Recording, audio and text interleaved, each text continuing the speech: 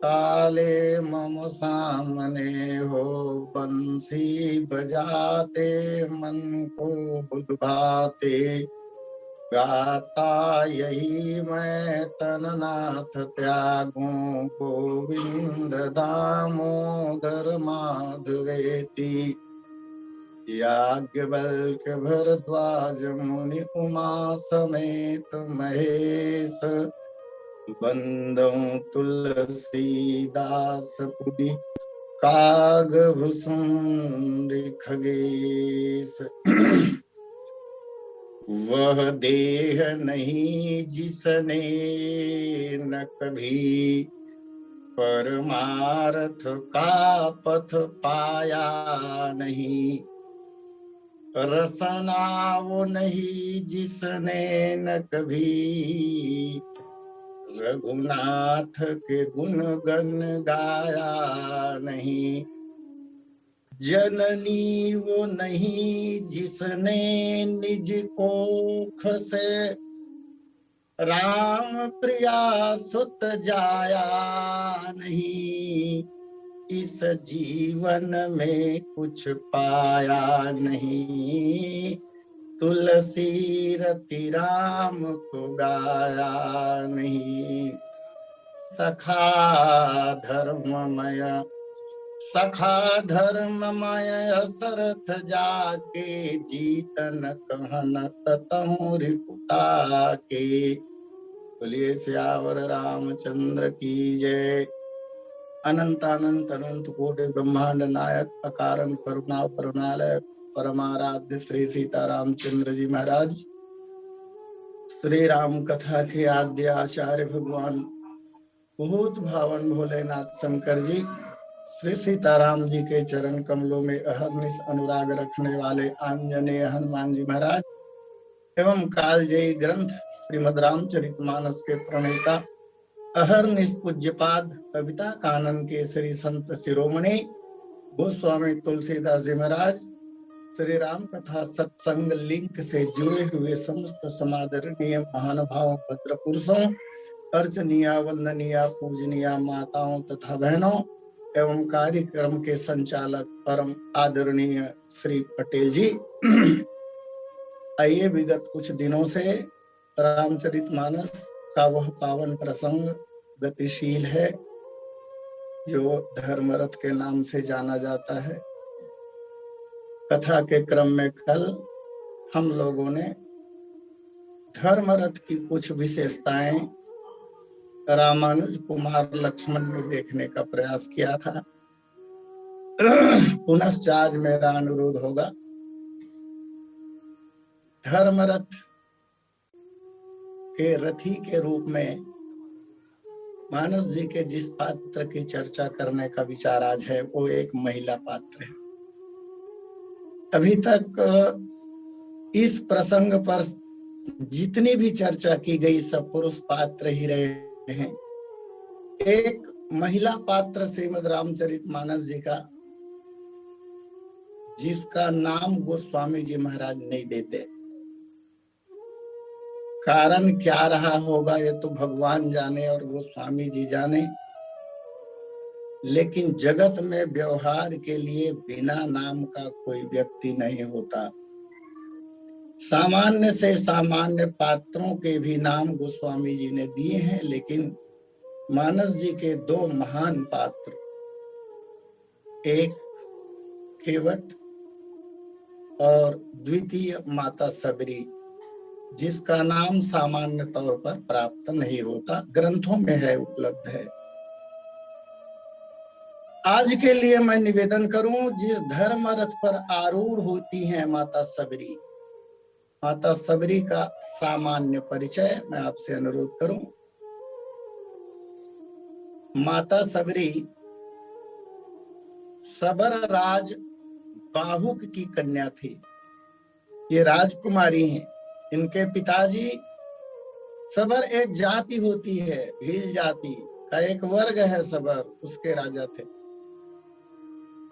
चंद्रमा की कला की तरह जब वह कन्या सज्ञान हुई, विवाह के योग्य हुई, तो कहा जाता है उनके पिताजी को चिंता हुई, कन्या के हाथ पीले कर दिए जाएं, और वर की तलाश में निकल पड़े।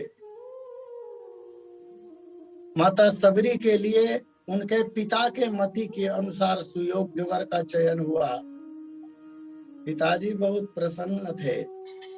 राजा बाहु ने बेटी सबरी से कहा, बेटी मैंने एक ऐसे नौजवान को वर के रूप में चुना है जो एक एक बाण से दो दो शिकार करता है। इस बात को सुनकर अहिंसा की पुजारिन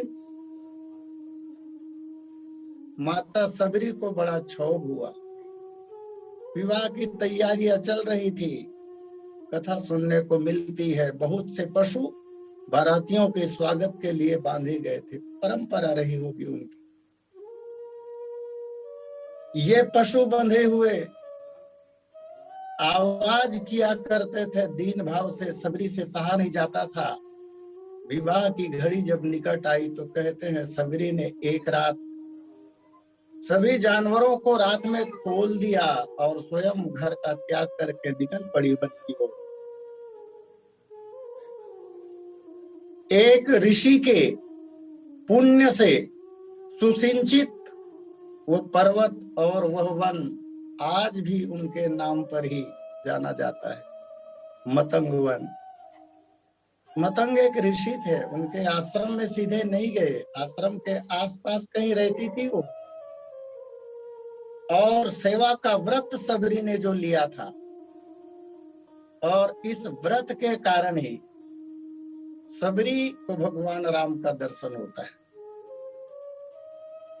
गुरु के चरणों में निष्ठा। मैंने विचार करके देखा कि धर्मरथ के सारे लक्षण माता सबरी में दृष्टिगोचर होते हैं। गुरु जी ने उपदेश किया। माता सबरी आसपास में रहती थी, सेवा का व्रत उन्होंने ले रखा था, और जिस मार्ग से बटुक ब्रह्मचारी स्नान करने जाते थे, उस कंटकाकीर्ण मार्ग के कांटों को, पत्थरों को हटाने का काम करती थी, रास्ते की सफाई करती थी, ताकि बटुक ब्रह्मचारियों को किसी प्रकार का कोई कष्ट न हो। सूखी लकड़ियां समिधा के रूप में लेकर आती और ऋषियों के, ब्रह्मचारियों के जागने के पहले आश्रमों के दरवाजे पर रख जाती। उस वन में बहुत से महात्मा रहते थे, इस प्रकार सेवा करती थी। मुनियों को पता नहीं, मुनि ऐसा मानते थे कि हमारे ही शिष्यों में जागरूकता जरा ज्यादा आ रही होगी, इसलिए वैसे सेवा छिपकर करना ज्यादा श्रेष्ठ है प्रदर्शन की तुलना में। पता लगाया गया। एक दिन मतंग ऋषि ने स्वयं देखा कि वो एक कन्या रास्ते को साफ करती है और वही समिधा छोड़ जाती है। ऋषि ने पूछा, बेटी तुम कौन हो? और तब उन्होंने अपना सारा परिचय बताया। आश्रय दिया तब मतंग ऋषि ने। सबरी मतंग ऋषि के आश्रम में रहने लगी और ये बात फैल गई पूरे समाज में। ऋषियों की बैठक हुई कहते हैं, और महर्षि मतंग का त्याग कर दिया मुनि मंडली ने। बोले एक भील कन्या तुम्हारे आश्रम में रहती है, लिपती है, उनके लाए हुए समिधा से यज्ञ अनुष्ठान करते हो।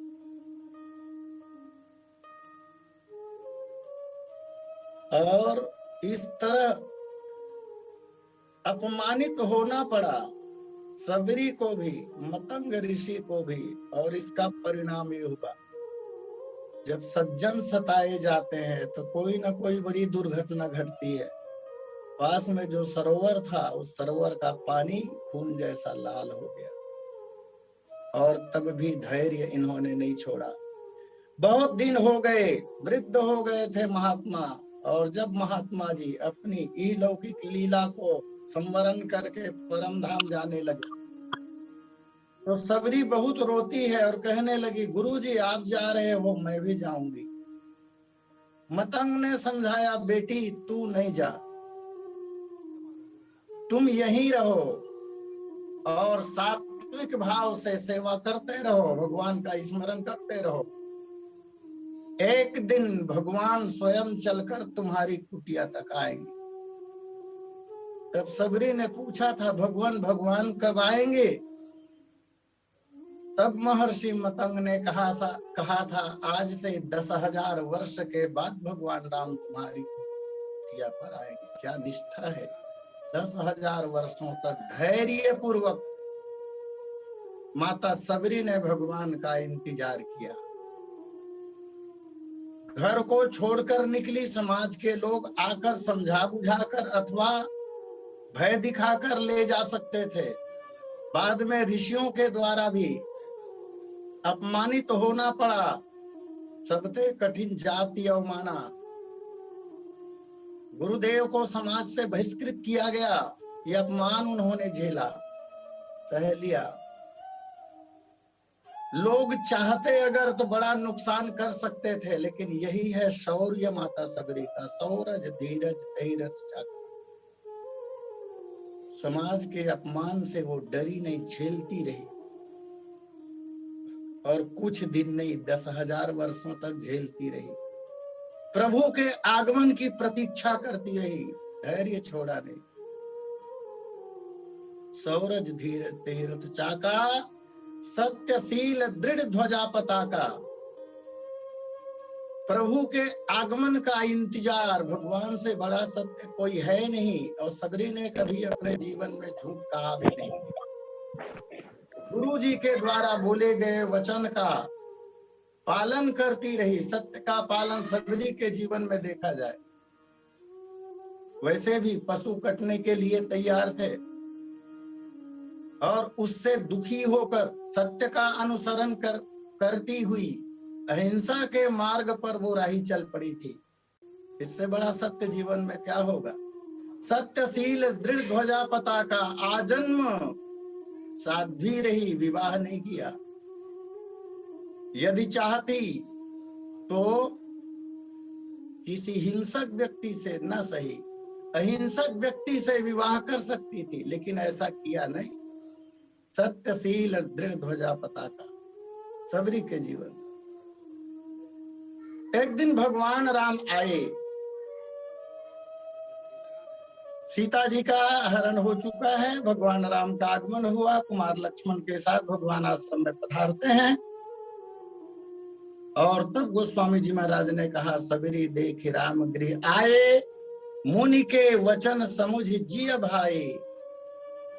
10,000 वर्ष का समय बीत गया धैर्य पूर्वक। क्या देखा? भगवान की सुंदरता को देखा, जो अनुपम है। सरसिज लोचन बाहु विशाला, जटा मुकुट सिर उर्ममाला, सुंदर श्याम गौर सुंदर दो भाई, सबरी परी चरण लपटाई। ईश भजन है ये। सबरी के जीवन में भगवान का भजन और भगवान का प्रत्यक्षीकरण। जो शुद्ध मन से भगवान का भजन करेगा, भगवान का दर्शन उन्हें ही तो हो सकता है। अन्यथा भगवान तो दिव्य है और हमारे नेत्र दिव्य हैं नहीं, माइक हैं। तो जिनके नेत्र भी दिव्य हो जाएंगे, वे ही तो भगवान का दर्शन करेंगे। एक बात कथा में कही जाती है, माता सबरी पढ़ी लिखी थी नहीं ऐसा कहते हैं, हो सकता है, लेकिन वेदांत उसके जीवन में दिखाई देता है। एक दिन महर्षि मतंग ने पूछा था, बेटी तुझे कुछ पढ़ना लिखना आता है ताकि इसका कल्याण हो जाए? सबरी ने कहा, गुरुदेव हमें कुछ नहीं आता। और महर्षि मतंग मजीरा बजाकर भजन करते थे, तो उन्होंने सबरी से कहा, मजीरा तो बोल सकती हो, इसे क्या कहते हैं? मजीरा? हाँ, बार बार बोलते रहो, जैसा बने बजाते रहो। तो बार बार मजीरा शब्द की पुनरावृत्ति होगी, मजीरा मजीरा, राम जी बनेगा, और ये महामंत्र बन गया सबरी के लिए। तो गुरुदेव ने प्रयाण करते समय जो बात कही थी कि एक दिन अवश्य तेरी कुटिया में भगवान आएंगे, वो अवसर आ गया। कंद मूल फल सुरस अति दिए राम कहूं आने, प्रेम सहित प्रभु खाए बारंबार बखाने। कंद मूल और फल, ये तीन वस्तुएं प्रदान की है, लेकिन सुरस है, रस भरी। कंद मूल और फल, फल तो रसीले होते हैं, रसदार होते हैं, कंद और मूल में रस कम होते हैं, लेकिन यहां सुरस कहा। ऐसा लगता है कि ये तीन चीजें, कंद मूल और फल, इन तीनों के माध्यम से रजोगुण सतोगुण और तमोगुण, तीनों गुणों को प्रभु को ही समर्पित कर दिया होगा। क्योंकि अगर सतोगुण जीवन में रहेगा तो स्वर्ग मिलेगा, मुक्ति नहीं होगी। रजोगुण जीवन में रहेगा तो इसी धरती पर पुनर्जन्म होगा, मुक्ति नहीं मिलेगी। और जीवन में अगर तमोगुण रहा तो नरक की यात्रा करनी पड़ेगी।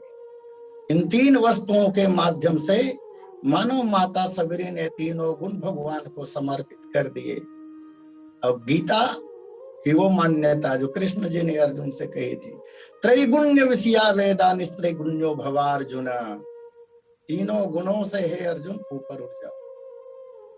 तीन तरह की चीजें समर्पित करके माता सबरी तीनों गुणों से ऊपर उठ गई। इनके पूर्व जन्म को अगर देखा जाए, इस जन्म में माता सबरी का जो नाम है वो लिखा हुआ है माहुली। नवंबर 2013 के अखंड ज्योति की जो पत्रिका है वहां से ये कथा प्राप्त हुई थी। इनका नाम माहुली था, लेकिन अध्यात्म रामायण, क्षमा करें, आनंद रामायण में सबरी का नाम श्रमणा लिखा हुआ, श्रमणा। और माता सबरी के जो संस्कार हैं वो विकास को प्राप्त करते हैं महर्षि मतंग के आश्रम में। वैसे एक जन्म में तो इनका संस्कार बहुत अच्छा नहीं था, वो कथा भी दिव्य है। किसी जन्म में माता सबरी जो थी वो गंधर्व कन्या थी और इनका नाम था अरुषि। जब ये गंधर्व कन्या थी, अरुषि का अर्थ होता है भगवान सूर्य की प्रथम किरण। भगवान सूर्य की पहली किरण को भी अरुषि कहते हैं। तो जथा नाम तथा गुण, इनका नाम भी अरुषि था। सर्वांग सुंदरी, अनिंद सुंदरी, ऐसी सुंदरता भगवान ने इस गंधर्व कन्या को प्रदान की थी कि देवराज इंद्र और अन्य देवता आकर्षित होते थे। और इसे भी बड़ा अभिमान था अपने रूप सौंदर्य का। ये नृत्य कला में, गान विद्या में बड़ी प्रवीण थी और स्वभाव से बहुत चंचल थी। इनका गंधर्व विवाह हुआ एक गंधर्व कुमार जिसका नाम था विभावर्धन। विभावर्धन के साथ इनका गंधर्व विवाह हुआ। गंधर्व कुमार विभावर्धन भगवान नारायण के बड़े भक्त थे। सात्विक सरल स्वभाव वाला नौजवान और हमेशा भगवान के ध्यान में रहने वाला, भगवान का भजन करने वाला। लेकिन अरुषि चंचल स्वभाव वाली होने के कारण, नृत्य आदि में रुचि रखने के कारण थोड़ी स्वेच्छाचारिणी थी। लेकिन इनकी स्वेच्छाचारिता पर विभावर्धन को कोई आपत्ति नहीं थी, परंतु अरुषि को विभावर्धन की पूजा पाठ पर आपत्ति थी। कई बार रोकती टोकती थी, विभावर्धन चुप रह जाते थे। हद तो तब हो गई जब एक दिन विभावर्धन भगवान नारायण की प्रतिमा के सामने बैठकर भगवान का पूजन कर रहे थे, और उसी समय ये आई अरुषि, और इन्होंने मूर्ति को चोट पहुंचाई। परिणाम ये हुआ कि मूर्ति टुकड़ों में बट गई, और जीवन में पहली बार विभावर्धन को क्रोध आया। इसके पहले जीवन में उन्होंने कभी क्रोध किया ही नहीं था। वाणी इतनी पक्की थी, वाणी का दुरुपयोग जो आदमी नहीं करता है उसकी वाणी में शक्ति होती है। नाराज होकर विभावर्धन ने इनको श्राप दे दिया, जा तू संस्कारहीन परिवार में, ऐसे खानदान में तेरा जन्म होगा जहां तुझे सम्मान प्राप्त नहीं होगा। और वही कन्या गंधर्व कन्या शबरी के रूप में आई। एक कथा और भी सुनी जाती है कि माता लक्ष्मी ही शबरी बनकर आई। जो भी हो, बहुत अच्छे संस्कार पिछले जन्म के इसके दिखाई नहीं देते हैं। इतना होने के बाद भी गुरु की कृपा जिसके ऊपर हो जाए, विप्र पूजा जिसके जीवन में आ जाए, ऐसा व्यक्ति अपनी मंजिल को प्राप्त कर ही लेता है। अच्छा, महर्षि मतंग के संबंध में भी बड़ी अद्भुत कथा आती है। ये महर्षि हैं, तपस्या के बल पर उस उपाधि को इन्होंने प्राप्त किया है, और ये भी जो बात मुंह से कहते हैं वो बात पूरी होती ही है। बाली को श्राप महर्षि मतंग ने ही दिया था। महर्षि मतंग की माताजी जो थी वो तो ब्राह्मणी थी, लेकिन पिताजी ब्राह्मण नहीं थे। लेकिन बिना देह त्याग किए सैन समाज में, नाई समाज में उत्पन्न होने के बाद भी उनके पिताजी नाई थे, ऐसी कथा प्राप्त होती। लेकिन माता ब्राह्मणी, संस्कार अच्छे मिले, रोज पूजा पाठ किया करते थे और बिना देह त्याग किए, जिस प्रकार से विश्वामित्र जी क्षत्रिय कुल में उत्पन्न होने के बाद भी बिना देह त्याग किए ब्रह्मर्षि बन गए, इसी तरह अपनी साधना के बल पर, तपस्या के बल पर महर्षि मतंग भी महर्षि के पद को प्राप्त करते हैं। उनका दिया हुआ मंत्र, उनके दिए हुए उपदेश, इन्होंने ही धर्म रथ के सारे लक्षण माता सबरी में आधान कर दिए। गुरु के वचनों पर अडिग रहकर 10,000 वर्षों तक राम जी का इंतजार, पुनश्च श्री राम जी का दर्शन, ये सत्य का परिणाम है। शील पर अभी मैंने निवेदन किया था, आजन्म साध्वी का जीवन बिताया उन्होंने, विवाह नहीं किए।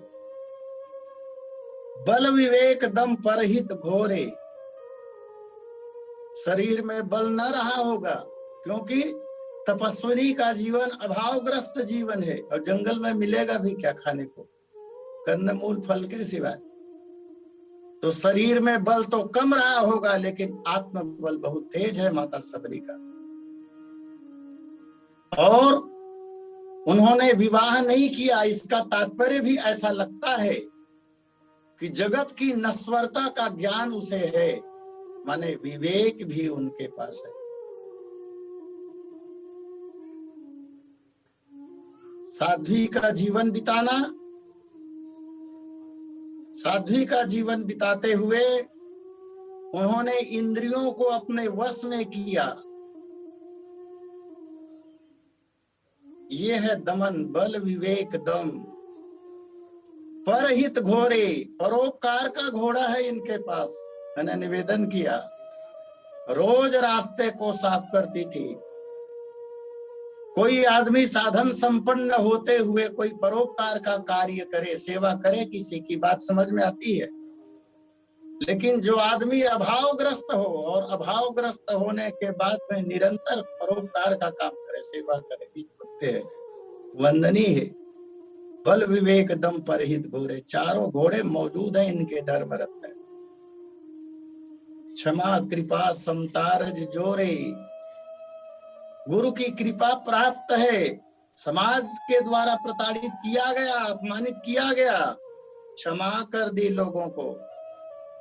क्षमा कृपा समतारज जोरे। और इसके बाद में वैराग्य, वैराग्य तो इनके जीवन में ही है। साध्वी है तो वैराग्य जीवन में है, वैराग्य का जीवन। अभावग्रस्त, धनहीनता, तपस्वी का जीवन, ये विरति चरम संतोष कृपाना। भगवान की कृपा से, आकाश वृत्ति से जो मिल जाए उसी में निर्भर रहना, कितना बड़ा संतोष।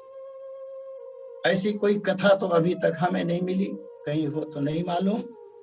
लेकिन अपना जीवन यापन करने के लिए सबरी कहीं कुछ मांगने गई हो, जैसा कि तपस्वियों के लिए आकाश वृत्ति, शिला वृत्ति और दान वृत्ति का विधान किया गया है। तो सबरी का संपूर्ण जीवन तो आकाश वृत्ति में ही निर्भर दिखाई देता है। तो विरति चर्म संतोष कृपाणा, और इसके बाद आजन्म परोपकार का काम करना। दान, दान, अब सबरी ने कौन सा दान दिया होगा, एक विचारणीय तथ्य है। तो आजन्म जीवन भर इन्होंने समय का दान जो दिया, केवल ऋषियों को नहीं, जिस मार्ग से ऋषि और बटु ब्रह्मचारी आते जाते थे, उसी मार्ग से वन में विचरण करने वाले अन्य लोग भी तो आते जाते रहे होंगे। समय का दान इन्होंने किया। दान परस बुद्धि शक्ति प्रचंडा, बुद्धि कभी इनकी विचलित नहीं हुई। मन और बुद्धि सदैव भगवान में लगा रहा। ये है दान परस बुद्धि शक्ति प्रचंडा। और विमल भक्ति की राही है ये। भक्ति के मार्ग पर माता सबरी चल रही हैं। तमाम प्रकार के दोष को निवारण करने के लिए जो दिव्य धनुष की बात धर्मरथ में की गई है, वो तो यही है, वर विज्ञान है इनके पास। अमल अचल मन त्रोण समाना, मन तो पवित्र है। एक बात मुझे स्मरण आता है, इस प्रसंग में भगवान राम जब आए और तब मुख्य बात नवधा भक्ति की चर्चा भगवान ने की। नवधा भक्ति पर भगवान ने बात की माता सबरी से। ऐसा लगता है कि नवधा भक्ति की चर्चा करके भगवान राम ने स्वयं सबरी का सम्मान किया। यदि सबरी के जीवन में भक्ति न होती और भगवान उपदेश करते, भगवान से नवधा भक्ति की चर्चा सुनने के बाद भक्ति की भावना सबरी के मन में आती तो बात अलग होती, लेकिन ऐसा है नहीं। भगवान जिस भक्ति की चर्चा करते हैं माता सबरी से, वो सारे गुण, वो सारी भक्ति माता सबरी में पूर्व से ही विद्यमान। तो जो व्यक्ति जिस मार्ग का राही हो, उस व्यक्ति के साथ उसी तरह की चर्चा करने पर उसका उत्साह वर्धन होता है। भगवान ने भी शायद यही किया। और जैसा कि श्रीमद् भागवत महापुराण में भी नवधा भक्ति की चर्चा है, जहां भगवान वेद व्यास जी लिखते हैं, श्रवणम कीर्तनम विष्णु स्मरणम पाद सेवनम अर्चनम वंदनम दास्यम सख्यम आत्मनिवेदनम। यहाँ भी नौ प्रकार की ही भक्ति है। प्रथम भगति संतन कर संगा, दूसर रतिमम कथा प्रसंगा आदि। तो माता सबरी का मन जो है वो पवित्र है। ये है अमल अचल मंत्रों समाना और सम जम नियम सिली मुख नाना। ये तो जीवन पूरा रंगा हुआ है माता सबरी का। क्या संयम है उनके जीवन, माता सबरी के जीवन का संयम। जो संयमी होगा वही तो तपस्विनी होगा, तपस्वी होगा। जो नियमों का पालन करेगा वही तो तपस्या करेगा। और जो सम जम नियम का पूरी तरह पालन करेगा उसे ही तो भगवान के दर्शन होंगे।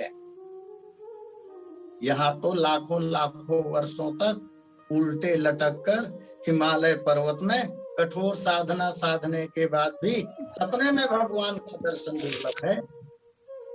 और वहां भगवान संभाषण कर रहे हैं,